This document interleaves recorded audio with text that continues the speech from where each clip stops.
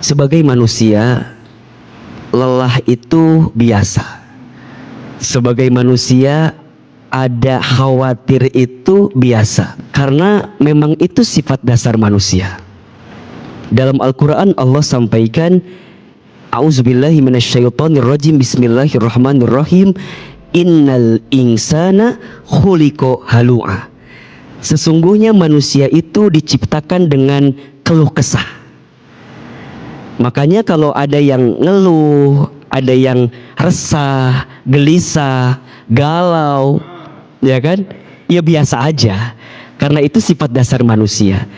Yang tidak boleh adalah berlebihan dalam kekhawatiran.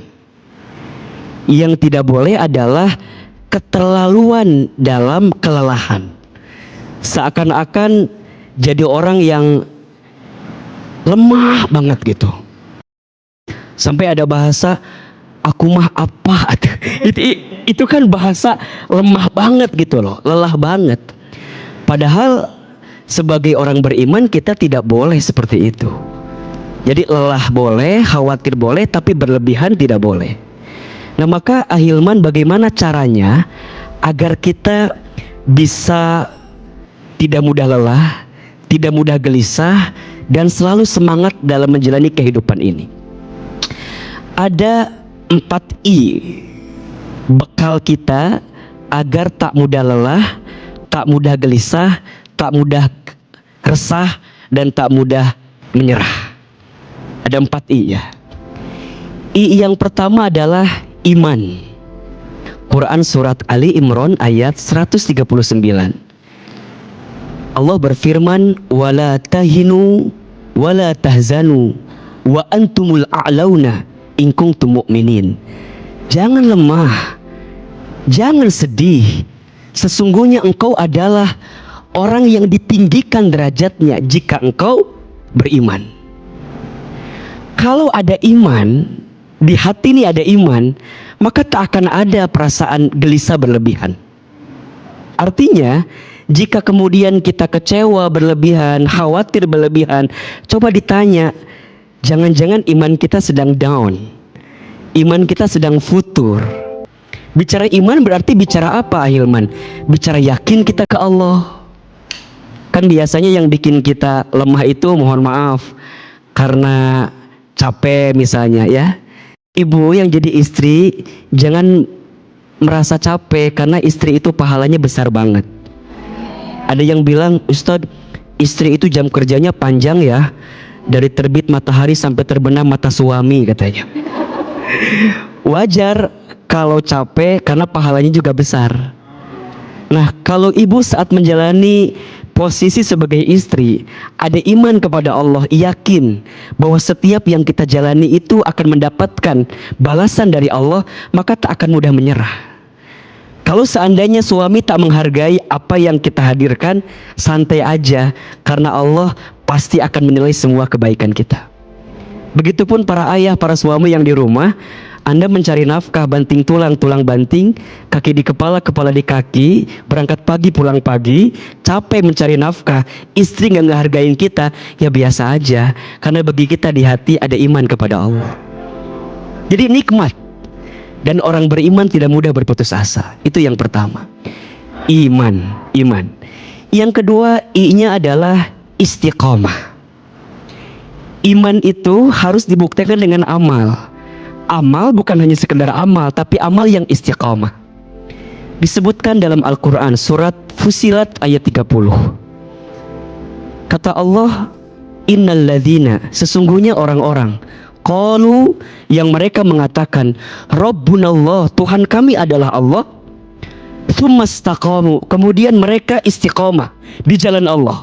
Perhatikan janjinya, tatanazzalu alaihimul malaikah, akan ada malaikat yang turun kepadanya seraya mengatakan, alla takhafu wala tahzanu wa absiru bil jannati allati kuntum tu'adun. Wahai hambaku yang istiqomah, lihat, wahai manusia yang istiqomah, jangan takut, jangan sedih, karena untukmu Allah berikan kabar gembira. Apa itu? Surga yang telah dijanjikan untuk kamu. Dunia ini memang tempat lelah, istirahat nikmat yang sebenarnya nanti di surga. Nanti di surga. Dunia memang harus capek, harus lelah, harus berkorban. Bangun di sepertiga malam, menunaikan tahajud. Kudu berkorban apa enggak? Kudu. Ngorbanin ngantuk kita, ngorbanin dinginnya. Betul apa enggak? Ngorbanin malesnya. Betul apa enggak? Puasa di bulan Rajab kemarin yang sunnah-sunnah, ya kan? Kemudian juga nanti Sya'ban lanjutkan. Kemudian nanti Ramadan. Kalau enggak kuat pengorbanannya, kita akan kecele, pasti akan habis semuanya.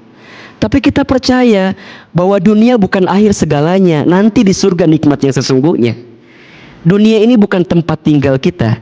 Dunia ini tempat yang akan kita tinggalkan. Hidup bukan untuk hidup, tapi hidup untuk yang maha hidup. Mati bukan akhir kehidupan, justru mati itulah awal kehidupan yang sebenarnya. Istiqomah sampai kapan? Sampai husnul khatimah. Kalau udah istiqomah, nikmat hidup ini. Itu yang kedua. I yang pertama tadi apa? Iman. I yang kedua istiqomah. I yang ketiga ilmu. Orang yang punya ilmu adalah orang yang tidak akan mungkin mudah lemah dalam hidupnya. Kenapa? Karena dia tahu ilmulah yang membimbingnya, ilmulah yang mengarahkannya. Dalam Al-Quran surat Al-Mujadilah ayat 11, Allah berfirman, yarfa'illahu alladhina amanu minkum walladhina utul ilma darajat. Allah akan mengangkat orang yang beriman dan orang yang berilmu beberapa derajat.